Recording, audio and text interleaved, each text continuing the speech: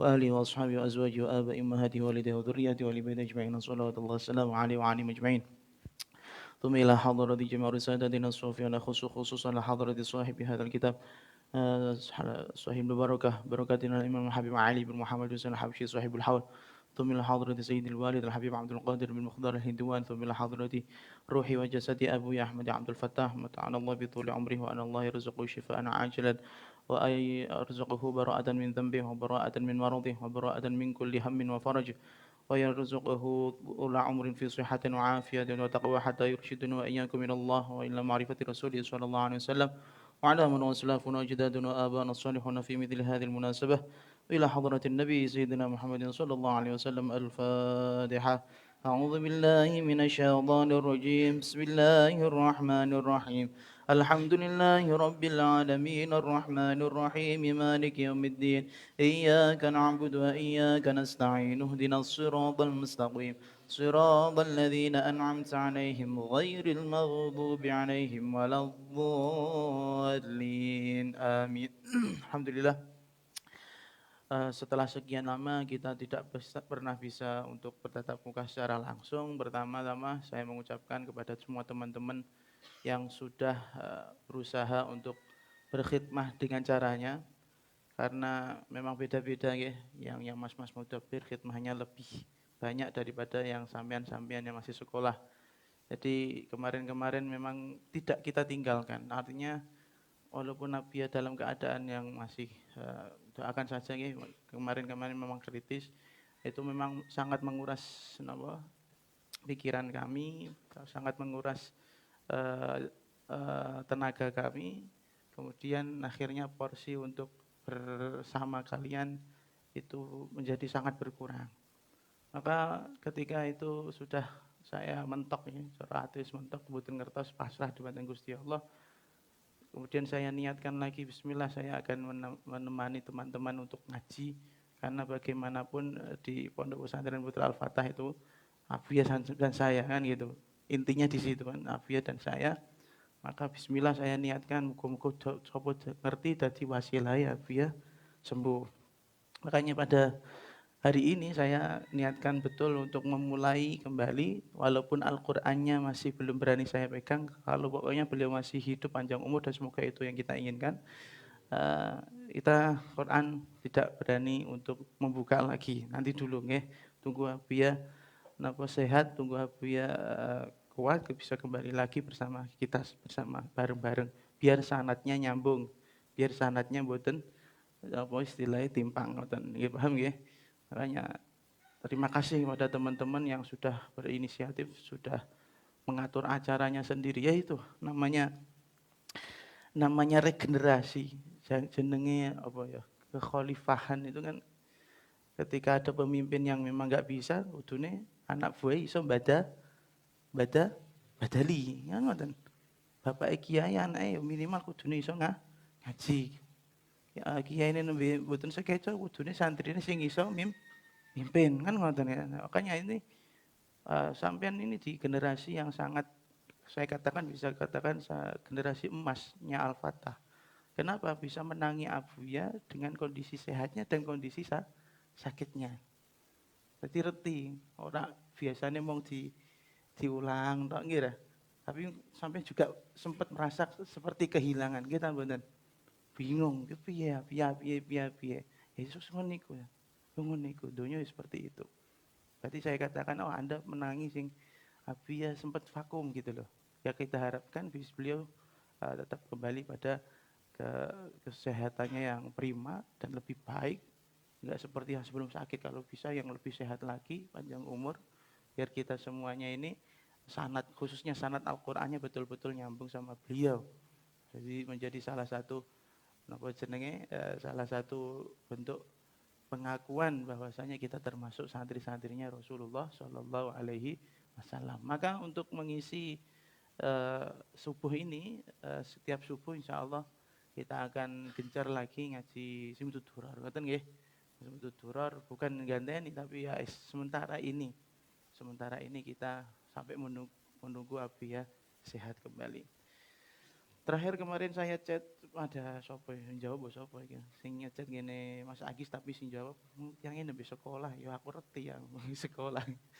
Pasti dijawab mengko sampai qauluhu fatanaqqala dzalikal jamalul maimun. Jadi saya terangkan sedikit. Setelah muqaddimah Habib Ali mengatakan amma ba'du. Ya biasa, amma ba'du itu faslul khitab ya.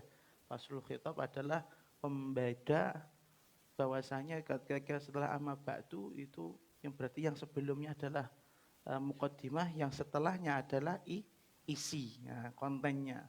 Konten kitab ini apa? Kata beliau, fatamma ta'allaqat iradatullahi fil ilmil qadim bi dhuhuri asrari takhsisil basyaril karim bi taqdimi wa takrim. Secara globalnya ketika iradahnya Allah, iradah niku keinginan, dan ahlu sunnah wal jamaah mengatakan sifatnya Allah subhanahu wa ta'ala itu qadim napa hadis? Qadim napa hadis? Qadim, tidak didahului apa-apa dan tidak ada akhirannya. Nah, jadi keinginannya Allah itu beda dengan keinginan para makhluk. Sama-sama berkeinginan tapi sifatnya berbeda.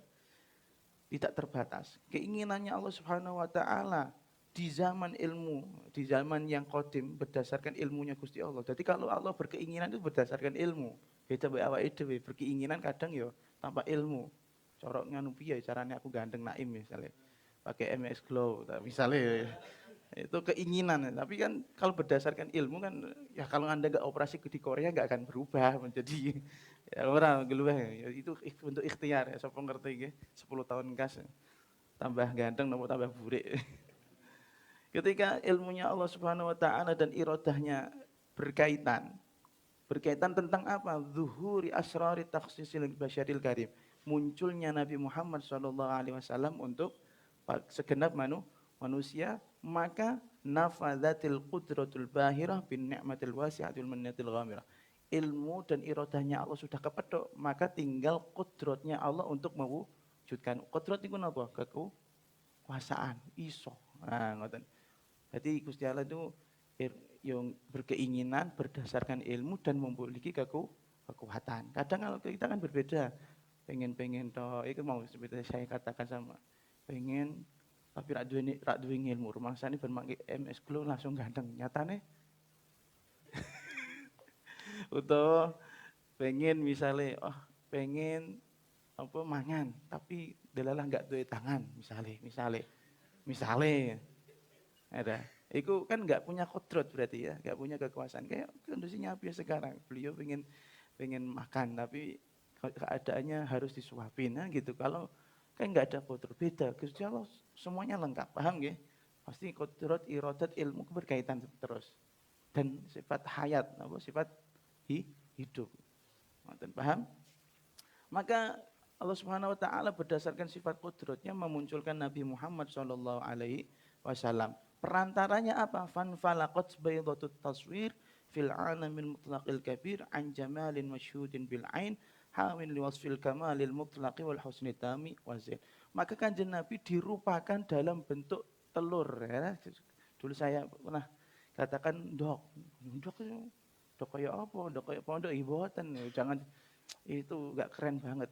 Ternyata di mitosnya Mesir itu ada Cleopatra ya. Wah, kemarin saya nonton film, baru kayak nonton film berarti. Cleopatra itu pernah punya telur yang emas gitu. Jadi bentuk endok, tapi ada ornamennya, ada bentuknya dan mahal sekali gitu. Dan mahal sekali. Mbok menawa koyo ngono gambarane, mbok menawa lho. Koyo ngono gambarane, ora endok sing germong putih sama kuningnya saja, enggak, itu kan endok biasa yang kamu makan sampai bosan biasanya.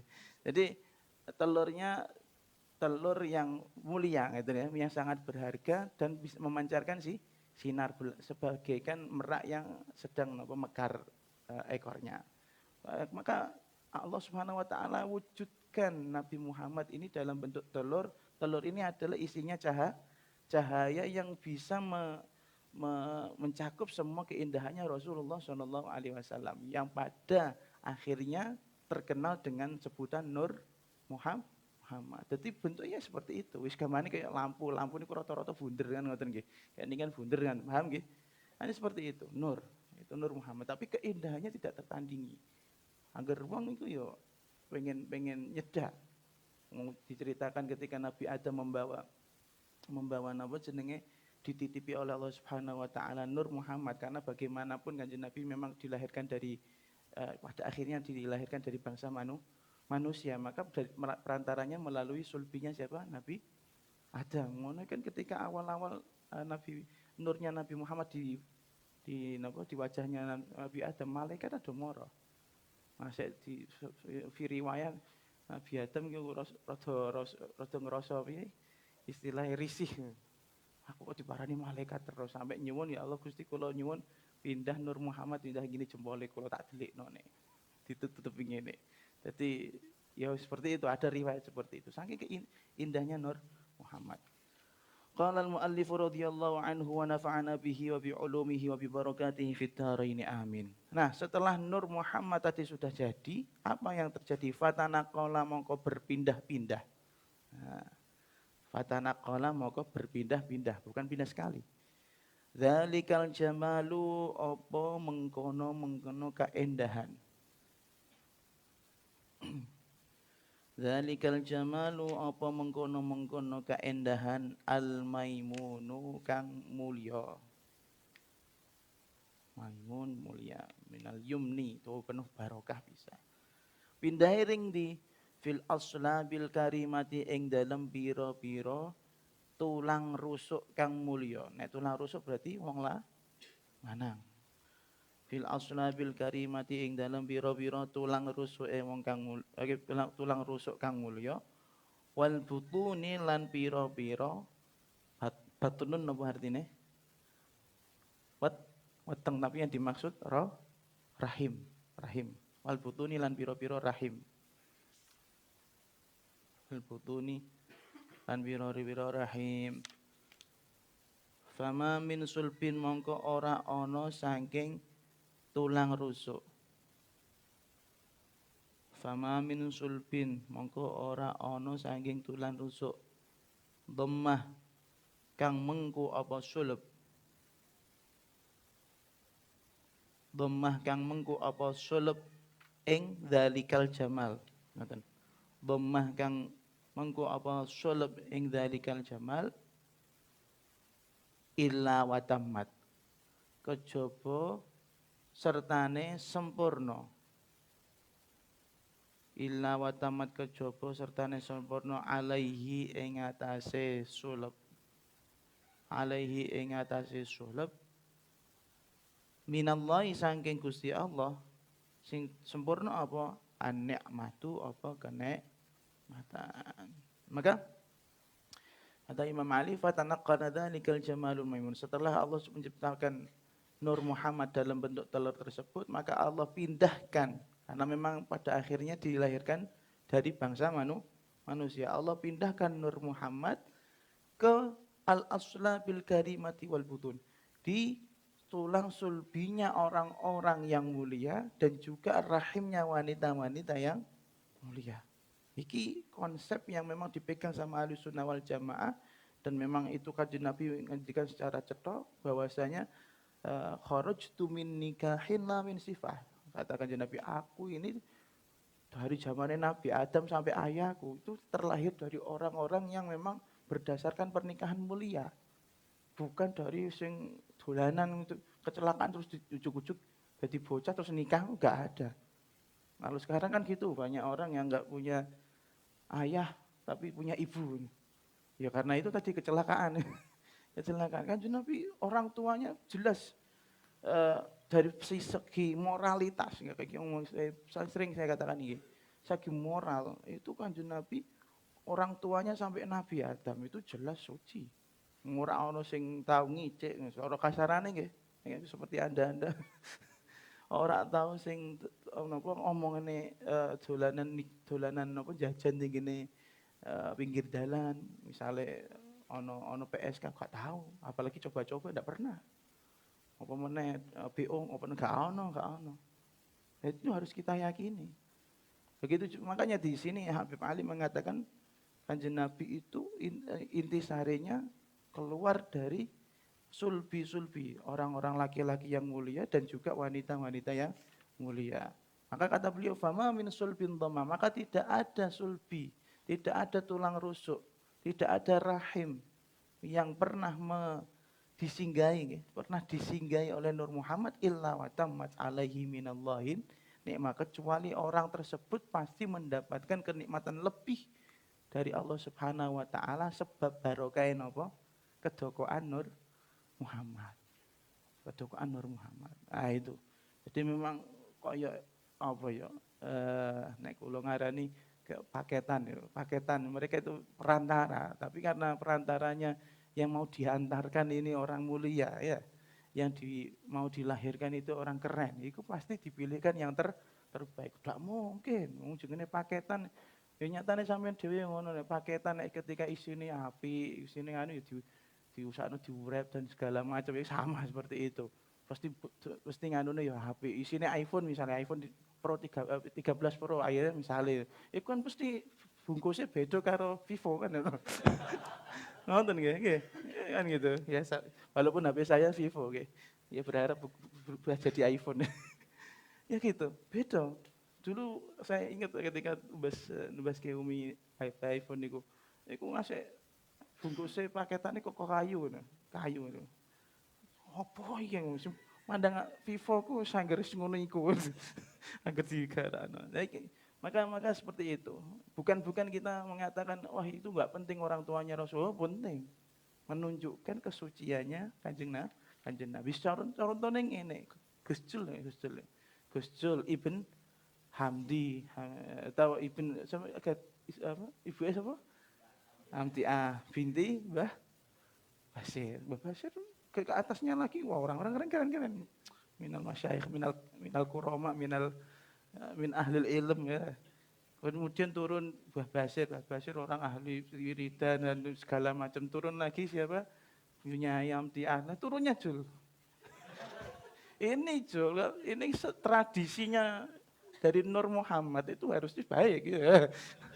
Maka Jul ini punya tanggung jawab besar. Jangan ini bener anaknya tenan apa ora, nek misalnya nakal atau misalnya enggak pinter ya kan ngono. Ya, tapi kan insya Allah pinter. Mbah Sujadi, masya Allah kok apa ngegunggung temenan. Gunggung sapa? Niku sing ngene Jul. Wah, santri ini sampean sinten iki? Iku lho, Akram. Waduh. Apik tenan. Aku lagi kaget. Di sini ada sebuah keterangan. Dulu kita pernah ada keterangan kayak ini ya di kitab Mawahibul Laduniyah.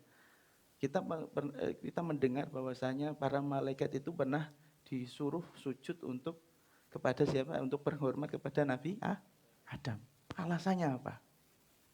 Selama ini yang kita tahu, ya karena kita belajar tafsir juga ya, yang kita tahu itu hanya pure hanya murni perintahnya Allah Subhanahu wa taala. Tapi di sini di kitab Mawahibul Laduniyah dikatakan wa amma sujudul malaikah li Adam. Adapun alasan sujudnya malaikat kepada Nabi Adam, faqala Fakhruddin Ar-Razi fi tafsirih. Imam Fakhruddin Ar-Razi di dalam kitabnya di dalam tafsirnya mengatakan innal malaikata umiru bisujudi li Adam li ajli anna nura Muhammadin sallallahu alaihi wasallam kana fi jabhatihi. Ketahuilah bahwasanya malaikat diperintahkan oleh Allah Subhanahu wa taala sujud menghormat, bukan sujud menghamba, tapi sujud menghormat kepada Nabi Adam. Karena apa? Karena di dahinya Nabi Adam ada nurnya Muhammad Sallallahu Alaihi Wasallam. Keterangan ini mungkin baru bagi kita ya.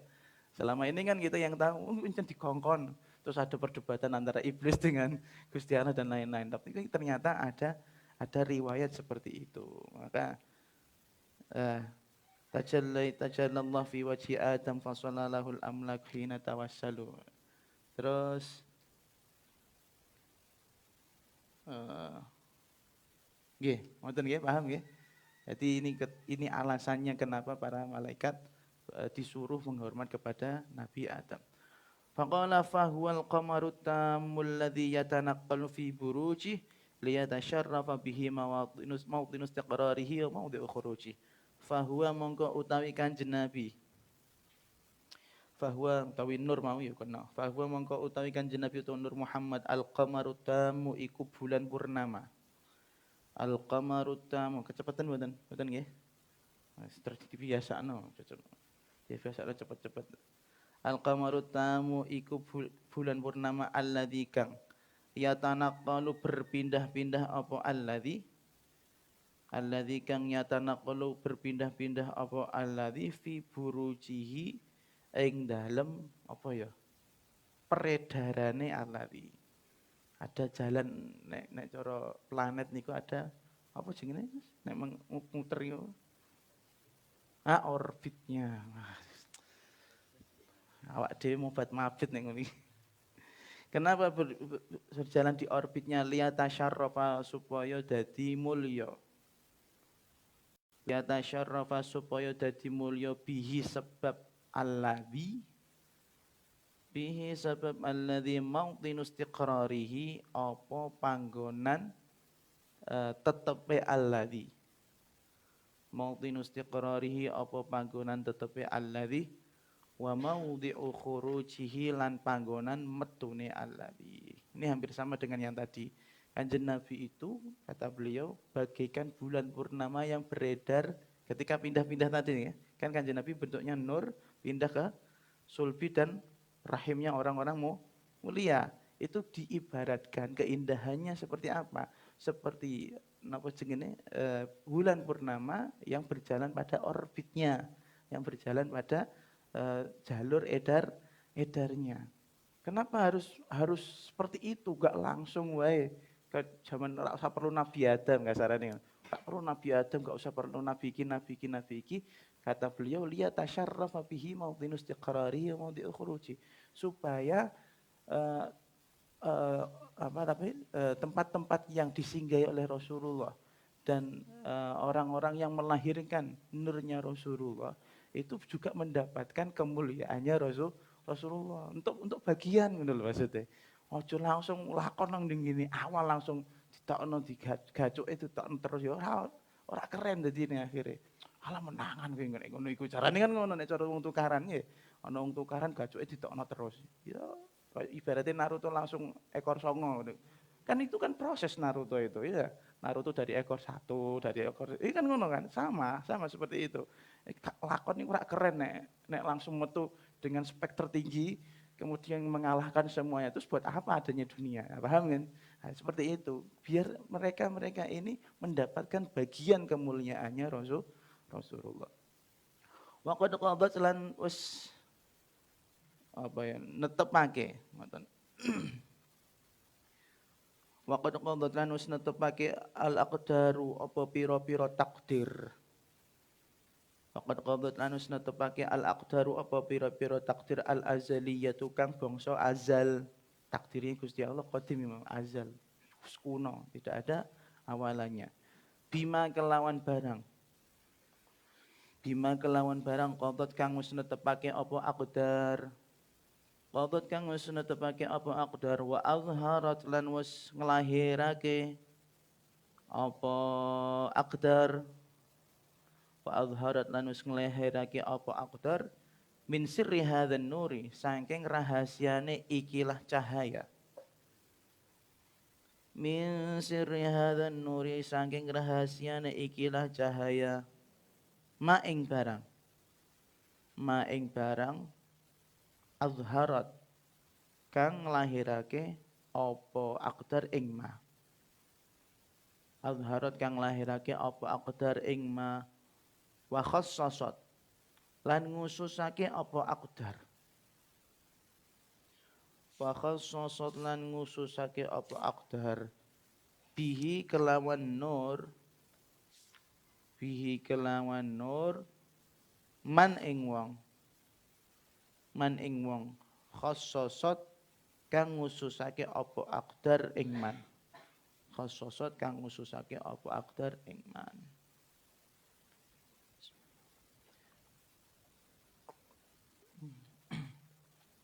Jadi kata Imam Ali Habib Ali Al-Habsyi qad qadatil aqdar Kanjeng Nabi dengan prosesnya seperti itu ya.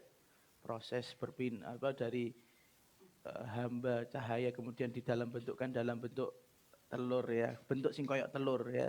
Kemudian telur ini berpindah, Nur Muhammad berpindah dari sulbi dan rahim-rahim berproses.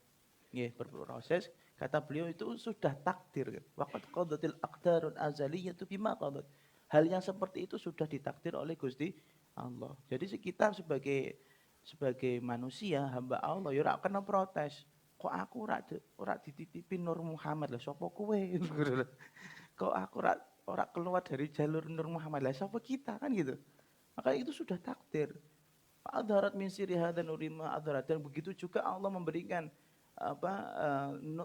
rahasia-rahasia atau kemuliaan-kemuliaan kepada Nur Muhammad sedemikian rupa, itu juga bagian dari takdirnya Allah Subhanahu wa taala. Kanjeng Nabi kan mulia zahiran wa batinan, fisik dan juga akhlak.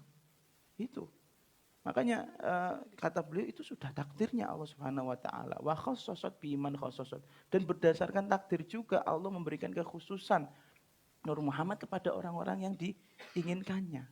Jadi ra iso ngoyo, awak dhewe wis kok gamane kok aku ora dadi Habib, misale ora dadi ye ngono. Wis iku takdir, Bro, ngono lho. Kayak Izidin, kenapa saya harus jadi anaknya Pak Hendro, enggak jadi anaknya Bibi Dinaja. Misalnya seperti ini, enggak apa-apa. Enggak apa-apa, itu sudah bagian dari takdir. Menerima takdir itu juga bagian dari memuliakan Nur Muhammad.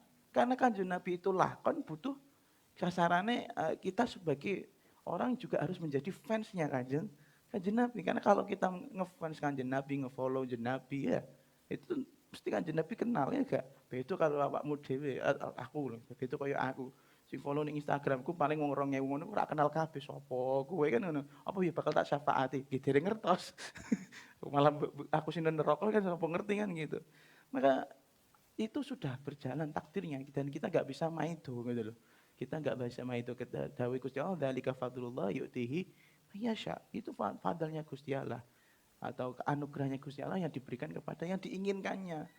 Nek maido ya salah. Apa meneh maido maqamun nubuwah medeni, Bro. Wong sampean maido Gus Jul kok iso dadi anak Hamdi, putune Mbah Basir kok ora mungkin kaya niku maido ngono iku minal hasidin ya. Era betul. Walaupun kenyataannya memang belum kelihatan ya, kelihatan apakah dia ini potensi baik apa enggak kan gitu. Tapi kan maido ngono kan ra oleh. Misalnya sapa Naim maido Gus Dur atau Naim maido Mas Pur. Mas Pur sebagai anak-anak Syekh Hamim. Atau utawa iki Rangga maido kangane misalnya. Kang aku tekan Yaman, aku ndok kene gaya angkringan lho. Kalau semuanya ke Yaman siapa yang bikin angkringan kan gitu kan. Semuanya butuh ngopi juga. Jadi itu fadol, nggak bisa dilawan dan kita berarti di makomnya mengikuti, bukan makom yang dibebani. Karena bagaimanapun sing kedokoan Nur Muhammad, sing punya dzatiyahnya nyambung kepada Nabi Muhammad, yang mana ruhaniyahnya. Dzatiyah berarti masih keturunan Nabi Muhammad, atau ruhaniyahnya, ilmunya nyambung kepada Nabi Muhammad. Beban. Masa mau jadi kiai iki gampang, angel, Bro. Aku naik gelem ya mundur aja jadi kiai ya. Terus kapok aku jadi kiai malah. Karena sorotan ya. Jadi tapi kan bagaimanapun ya kita seperti itu. Sawangane wong wah dia mobil ki, sawangane wong wah omahe magrong-magrong ki. Lha iki ngerti omah iki lho cara Mbah Mar aku ora oleh nganggon piye Jat. Iki aku nanti sebentar lagi sama Umi, sama Mbak Una, sama Abi ya keluar dari rumah ini. Iya kowe. Dadi aku iso. Omah dituku-tuku dhewe, dibangun-bangun dhewe, cara Mbah Mar termasuk barang umum. Kaget kowe. Tak omongno apa anane. Ini rumah sudah bukan hak milik saya walaupun sertifikatnya nama Ahmadi ya. Jadi kiai gampang. Makanya Kanjeng Nabi Masya Allah. Dalam sebuah hadis nahnul anbiya la nuwarithu dinaron wala dirhama.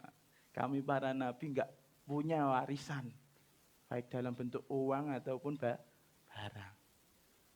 Jadi yang dimiliki para nabi apa? Ilmu. Repot. Aku ya sini apa tapi makomnya memang Terus kayak nyambung sama Kanjeng Nabi ya sudah, nanti kita doakan mawon nggih.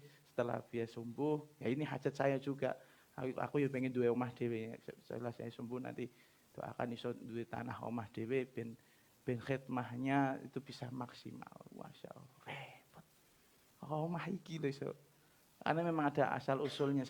Kita juga tidak tahu. Kita ceritakan seperti ini, hati-hati. Ojo apa jenenge? Ojo gampang ngarani, wah iku genku iki. Delok asal usulnya dari mana kamu belinya. Kan ngono. Ini dulu rumah, saya cerita nggih.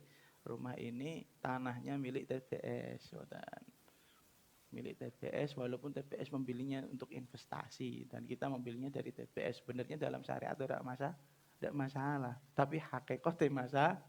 Masya Allah. Jadi kusane Abu ya Umi kus ra di omah tak ada nih. Ini mobil Yube Avanza gitu. Dengane wae. Ora, aku bukan sedih bukan, tapi cerita seneng Masya Allah. Sampai dibimbing sejauh ini kita orang untuk merasa tidak memiliki apa-apa. Masya Allah. Kesehatan milik ya Allah ya. Kekuatan milik ya Allah. Jadi nek Gus Jul dadi Gus iku ya miliknya Allah. Allah bukan miliknya Gus Jul. Aku putune bahasa enggak bisa, bukan makomnya. Menek kurang wiridan kurang tirakat ya Allah. Paham nggih? Intinya semuanya itu tadi takdir Allah yang menentukan. Lanjut tersekiat betul nih. Suwi ra ngaji kok nggih, mboten napa-napa. Ora kangen kalih kula. Ya ora kangen. Kangen kok ora usah diomongno krasa ya setrum. Fakana mongko ana mustaqarruhu apa panggonan tetepe alladzi utawa nur Muhammad. Sing arep ngantuk mboten napa-napa lho. Aku pengen ngaji tok, barokah ngantuk ngaji be aku. Fakana mongko ana mustaqarruhu apa panggonan tetepe nur Muhammad fil asnabi iku tetep ing dalem pira-pira tulang rusuk. Fil aslabi iku tetep ing dalam pira-pira sulbi tulang rusuk al fakhirati kang membanggakan, orang membagongkan. Hati-hati maknane membanggakan. Enake membagongkan. Piye Im? Sidene Sukirman apa Kirman? Tapi wadane Sukir ya. Wal arhami lan pira-pira rahim. Rahim ya, itu rahim kandungan. Asyarifati kang mulya at-tahirati kang suci. At-tahirati kang suci hatta baroza sehingga muncul apa nur, hatta baroza sehingga muncul lahir apa nur fi alami syahadati ing dalam alam syahadah, alam kenyataan, ya alam dunia ini maksudnya, alam zahir yang bisa dilihat dengan mata. Fi alami syahadati ing dalam alam syahadah, alam kenyataan basyaron ing dadi manusa. Nur ini lahir basyaron ing dadi manusa, tapi lakal basyari kang ora kaya manusa biasa. Lakal basyari kang ora kaya manusa biasa, wa nuran lan ing dadi cahaya. Sifatnya Kanjeng Nabi bercahaya itu memang sudah dari zaman dulu.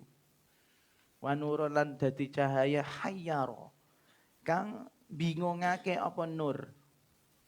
Hayyaro kang bingungake apa nur al afkaro ing pira-pira akal. Sekedap. Faile keri ngapunten. Hayyaro kang bingungake al afkaro apa pira-pira akal ing pira-pira akal zuhuruhu apa muncule nur ngoten maksudnya. Zuhuruhu apa muncule nur wa baharolan tegese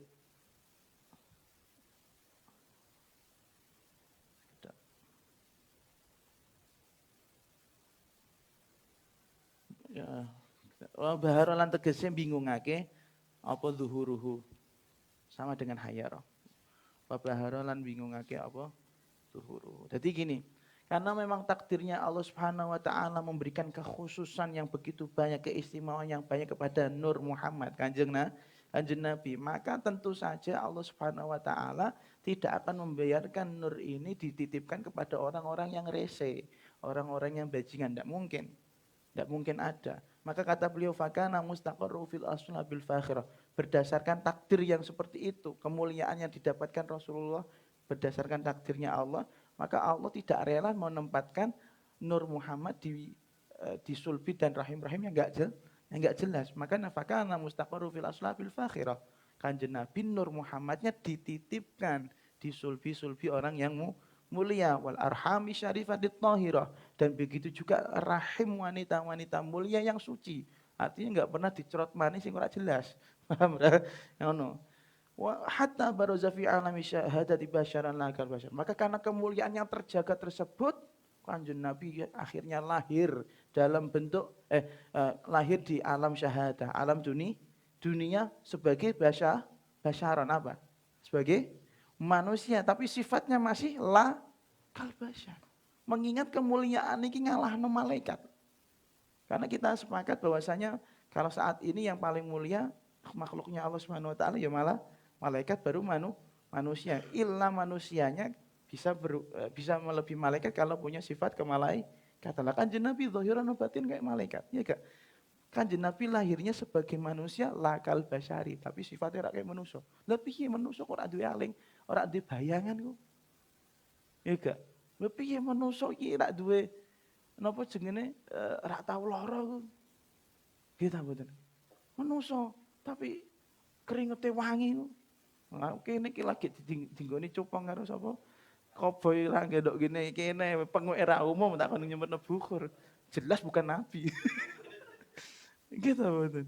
Masya Allah. Basyaran nakal basyar. Bentuknya manusia. Tapi napa jenenge? Datiahnya kaya ora manusia. Keringetnya mawon wangi. Bahkan suatu saat cerita getih mawon, getih Kanjeng Nabi. Orang bekam. Bekam niku darah kotor yang keluar. Itu pernah suatu saat sahabat setelah Kanjeng Nabi bekam, kemudian getih Kanjeng Nabi niku dibungkus lah kasarannya, ora di plastik terus diombe ora dibungkus. Sahabat diginikan, tolong ini darahku dibuang di tempat orang yang enggak tahu siapa, enggak tahu apa-apa kecuali kamu tahu. Sahabat, nggih siap. Sahabat mangkat deh, berandal bingung deh. Ning ngene kula ana wong jagongan angkrukan. Ning ngene wetan ana tukang becak asare dikono. Bingung deh. Sampai akhirnya apa yang dilakukan? Diombe. Dibuang di perutnya. Terus kembali kepada Rasulullah. Sampun ya Nabi, subuh. Mbon. Mbok ning ndi? Terus pokoknya paling aman, gak ana wong ning donya sing ngerti. Sampai setan mau mboten ngertos. Jadi Nabi heran, setan ora ngerti ngono. Maksud piye? Mbok buat ning wetengmu, mbok ombe. Nggih jeneng Nabi. Darah kotornya Kanjeng Nabi, terus Kanjeng Nabi dawuh. Ngerti ya bahwasanya yang secara artinya, ngerti ya bahwasanya orang yang pernah menyentuh darahnya Rasulullah itu haram jasadnya dengan api neraka. Iku sak anak turune dadi wong apik-apik kabeh. Nah iku bekame Kanjeng Nabi. Kalau bekame ora Om. Sing tau bekam sinten to mriki? Om, bekame Om penyakit di sini. ada mikro, ada cacingnya. Ya Allah, makanya basyaran lakal basyari. Manusia tapi gak kayak manusia biasa. Lah manusia kok iso ngetokno banyu saka sela-sela drijine ngombekni wong sakmono akeh kok awake rak susut. Gitu betul kan ada cerita itu ya kalau di konsidanya gini yaman yaqumu maqamal hamdi munfaridan lil wahidil fardil lam yulad walam yalidi yaman tafajjaratil anharu nabi'atan. Wahai orang yang mana dari sela-sela jarinya keluar anhar, walau bukan air tapi anhar, bagaikan sungai yang bersumber dicelupno ning ngene wadah ning ngene mangkok cilik, bahkan mangkok mbek astane Kanjeng Nabi gede astane Kanjeng Nabi ngono faro wal jaisyu bil madadi, semua tentaranya Kanjeng Nabi ku bisa merasakan napa jenenge seger kabeh, rasa ora ngelak. Iku basaran lakal basar. Lah sampean yang mlebokno tangan ndek ngene toren ya coklat kabeh dadi. Toren pondok. Dan sifatnya kan Nabi tadi nur ternyata masih di bawah ketika sudah lahir. Wa nuran hayyaral afkaru zuhuru wa bar. Ketika lahirnya kan Nabi pun masih sifat cahayanya itu masih ada. Bahkan dikatakan hayyaral afkaru zuhuru wa bar. Cahayanya itu membuat orang bingung.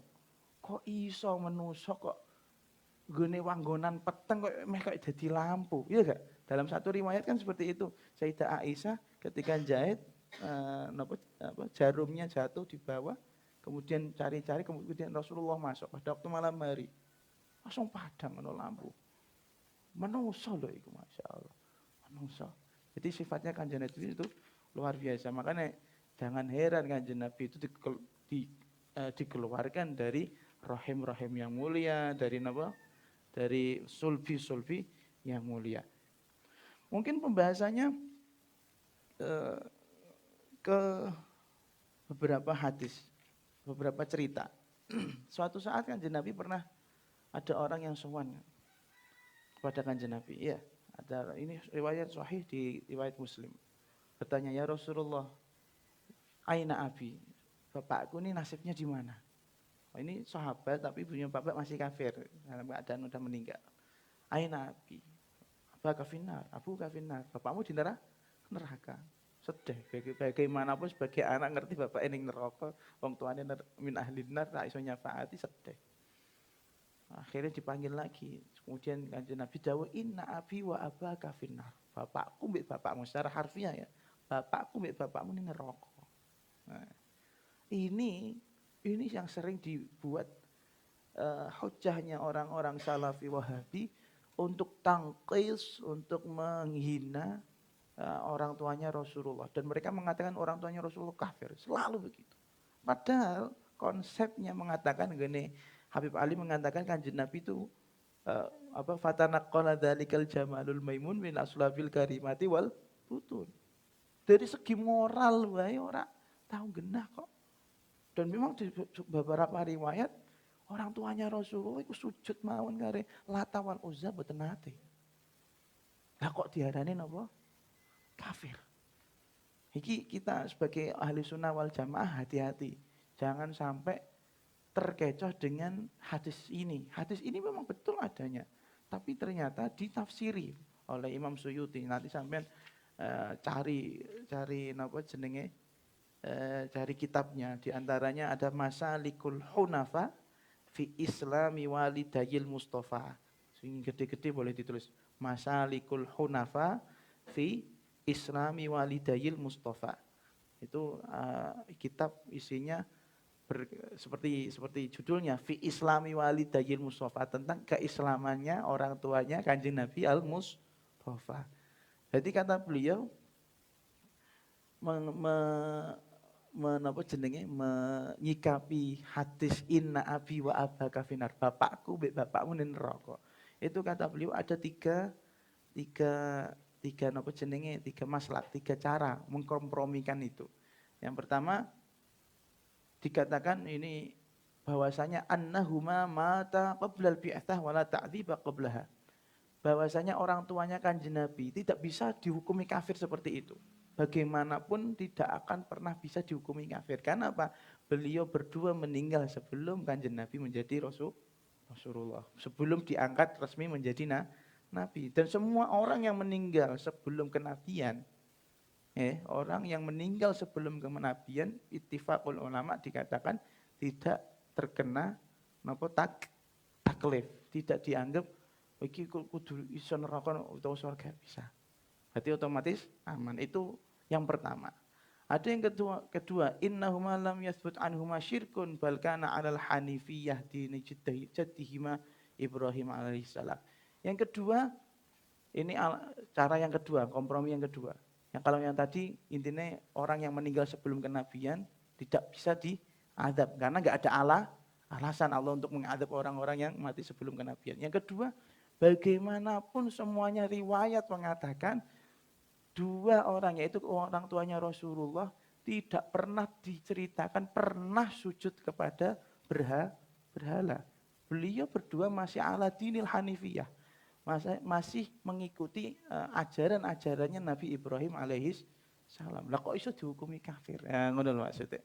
Dan yang terakhir, ini yang madhab yang paling ekstrim, itu dikatakan orang tuanya kan Nabi itu jelas Islam. Kenapa? Ada riwayat dan sangat dhaif, bahkan mungkin bisa jadi maudhu' palsu dikatakan, tapi ada memang riwayatnya.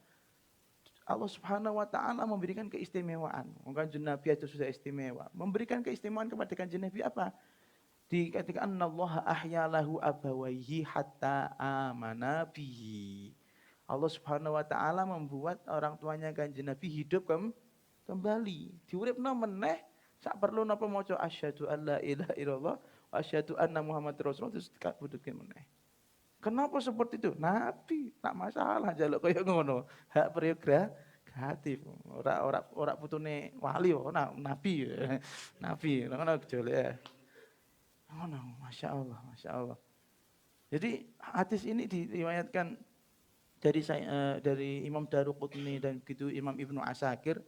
Suatu saat Kanjeng Nabi hajja bina Rasulullah dengan dari riwayat Sayyidah Aisyah. Rasulullah pernah haji bersama Sayyidah Aisyah hajjatul wada, haji wada, karena hajinya Kanjeng Nabi cuma sekali. Kemudian ketika sudah mendekati Mekah, famarra fi ala aqabatil hajjun. Beliau bersamaku sampai pada daerah yang namanya Hajun. Hajun itu dekat banget dari Mekah. Terus di situ wahwa bakin hazinun muqtam. Di situ beliau nangis, sedih banget. Terus akhirnya beliau turun dari kendaraannya, famakata'ani tawilan, membiarkanku sendirian.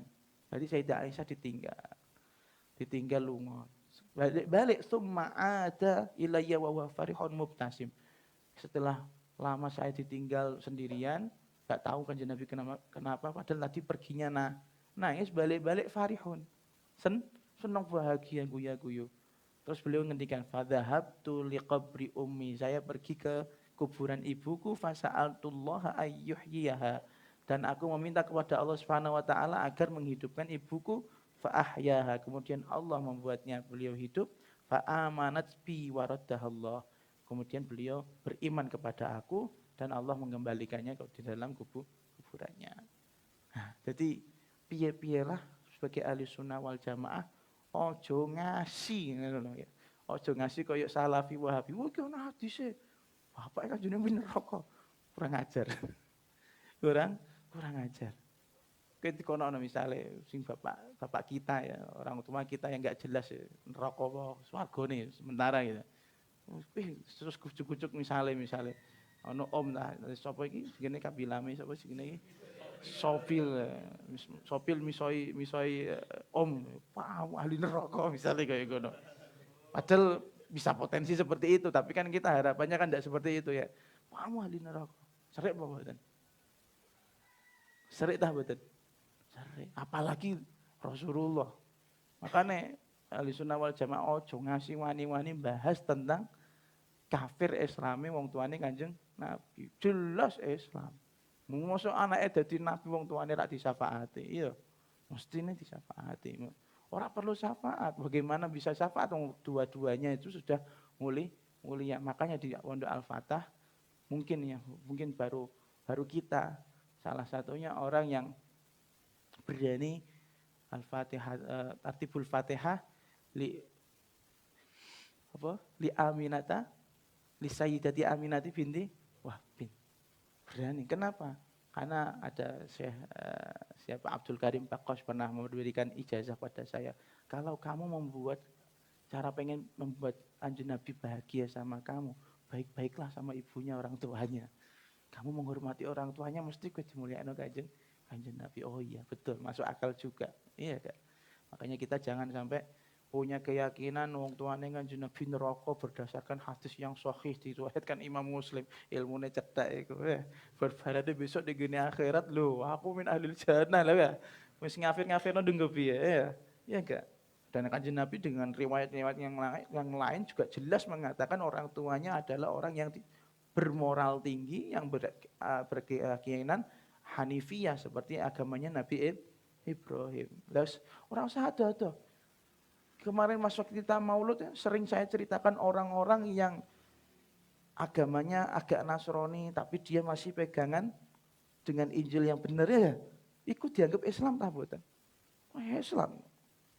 Mungkin orang-orang yang sapa nah Jarjis dan lain-lain, banyak tokoh-tokoh yang kita ceritakan. Itu dihormati Kanjeng Nabi tak boten? Iku wae dihormati. Mosok wong tuane Kanjeng Nabi yang jelas gak pernah sujud sama Lata wal Uzza, gak pernah sujud sama Minhajul Akram. Ya, siapa tahu ada fans garis keras menuhankan Akram kan ya. Ya gak? Iku wae Masya Allah ya dianggap Islam. Ya maka apalagi orang tuanya Rasulullah, jelas Masya Allah. Orang tuanya Rasulullah Said Abdullah itu ada seorang tukang sihir wanita, dia tahu kalau di Said Abdullah itu punya Nur Muhammad, tukang sihir. Terus apa yang dilakukan dia? Frontal dia. Dijak Said Abdullah masuk ke ruangan, terus dia udah zinai aku, jaluke ngono, berharap Nur Muhammad itu pindah ke rahimnya dia. Karena dia selama ini sudah menjadi orang kriminal gitu loh. Berharap dengan cara instan mendapatkan Nur Muhammad menjadi mulia ngono. No, itu nek Abdullah kowe ya. Kowe itu tuh ya. Hilang Nur Muhammad tidak pindah. Tapi ke Said Abdullah Masya Allah. Enggak, saya enggak pernah melakukan seperti itu. Nah, enggak pernah melakukan seperti itu Masya Allah. Jadi mulia. Jadi kita harus yakin walaupun memang ada benar hadis sahih seperti itu. Ya saiki ngene. Wa idh qala Ibrahimu li abihi azara atattakhidhu asnaman alihah. Dalam Quran cedok. Ketika Nabi Ibrahim membantah dalam arti harfiah abihi azar, bapaknya namanya Azar. Atattakhidhu asnaman alihah. Apakah engkau mau menjadikan berharap buatanmu itu menjadi pangeran? Loh, nek tafsirane rak mbok delok abihi ku artinya apa? Bapak kandung ta mboten? Mboten. Wong bapaknya Nabi Ibrahim bukan Azar. Azar itu hanya paman. Oh, dan lho. Jadi ojo memahami teks atau hadis Quran itu kudu dipakai perasaan juga ya. Yo pakai ilmu tapi juga pakai perasaan, ibaratnya ilmu syariatnya kecekel hakikatnya ya dicekel. Makanya sampai saya juga masih heran Abah Lutfi juga nyaran kayak kalau kita baca surat Tabbat yada Abi Lahabin watab dek gini ketika sholat itu suaranya jangan sama ketika baca kulhu atau baca surat-surat yang lain. Karena piye-piye lah Abu Lahab ada hubungan darah dengan Kanjeng Nabi. Ya, masih keluarga. Iku pamane sapa? Ya bener ahli neraka, tapi iku pamane sapa? Ijek ana nisbate pamane Kanjeng Nabi. Musa iku pun iku semisal kan Gusti Allah, mbok coba banter-banter kan kaya Nabi pamane jenengan. Wah kurang ajar tenan ya. Allahu a'lamu. Besok lagi nyuwun ngapunten. Allah manfa'na bima 'allamtana wa 'allimna ma yanfa'una wa zidna ilman yanfa'una. Allah barik lana fi ilmana, barik lana fi rizqina, barik lana fi auladina, barik lana fi dzurriyyatina, barik lana fi tullabina wa thalibatina, barik lana fi kulli ma an'amta 'alaina.